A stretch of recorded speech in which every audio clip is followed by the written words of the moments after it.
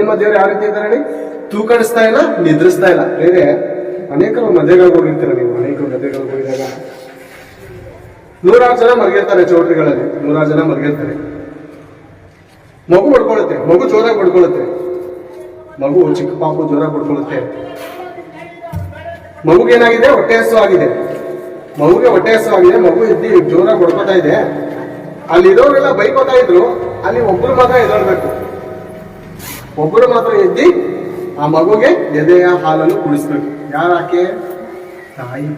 ತಾಯಿ ಎಂತಂದ್ರೆ 100 ಜನ ಏನಪ್ಪ ಈ ನಿದ್ರೆಯಲ್ಲಿ ದರಿದ್ರ, ಈ ಮಗುಗೆ ಏನಪ್ಪ ಇಷ್ಟೊತ್ತಲ್ಲೇ ನಿದ್ರೆ ಕೆಡಿಸ್ಬೇಕಾಯ್ತು ಅಂತ 99 ಜನ ಅನ್ಕೊಂಡ್ರು. ಅಲ್ಲಿ ಒಂದು ತಾಯಿ ಮಾತ್ರ ಏನ್ ಅನ್ಕೋತಾಳೆ? ಬೇಜಾರ್ ಮಾಡ್ಕೋತಾಳ ಇಲ್ಲ ಪ್ರೇಮ.